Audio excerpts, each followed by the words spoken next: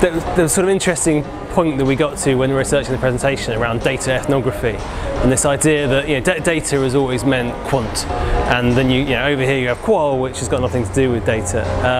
And actually, when you look at things like the quantified self, self-tracking, etc., there's a real opportunity to do deep ethnographic research using data. And cited the example of the US government, who've started using wearables as part of their kind of health tracking research and all these kind of things. But I really like the idea of saying, right, for our next bit of qual research, we're going to give respondents some wristbands, we're going to track their behaviours, and go really deep, but using data to get primary insight.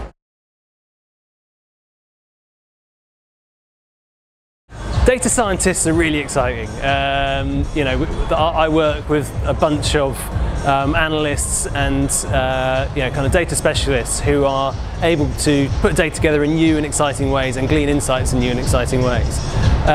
What they're not is planners, and they're not people who are used to inspiring the creative process. So the data curator is, if you like, a kind of rebranding of the planner that says what a curator does is they put different elements, different artworks together into an exhibition to help provoke new relationships, new questions, new stories. And data curators do the same with data. Take one piece of data over here, one piece from over here, put it together and create a new story, create a new question that we can ask.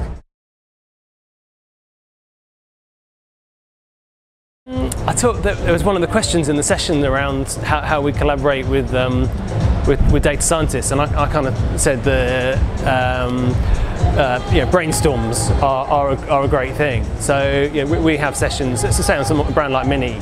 We run the dashboard for them, and we've got a kind of sort of 12-page dashboard that we publish once a month for all the clients to say, here is all the data from your sales and lead data to the effectiveness of your communications, a whole kind of gamut of things that they never used to have all in one place, which is great. But what's most interesting is the insights, and we'll just have a kind of couple of hours each month when we sit down and say, right, what new questions can we ask from this? What are the new insights that can come out? And then, I guess most importantly, are there any new initiatives and briefs that we can use to springboard? So it might be that there's sort of the gap in a bit of the consumer journey. There's some barriers there. Why are less people visiting the website this month? What's going on? And just trying to unpick those new opportunities and then turn them into creative briefs. It's great when you are the integrated agency for a client, and because it gives you the opportunity, there is no problem, no question that's out of bounds. So we will look at the data, and one of the big things we've been doing over the last year is we identified that they spend a lot of money at the sort of interest stage of the journey trying to get people excited about a new car. They spend a lot of money at the other end of the journey, action phase, trying to get people to buy the thing. And we know that there's all these things going along the consumer journey in the middle, but we looked at where the spend was on that journey and found that it didn't relate to where the consumers were in terms of both soft data around what they're doing online, but also hard data and where the hand raises and where the leads are coming from.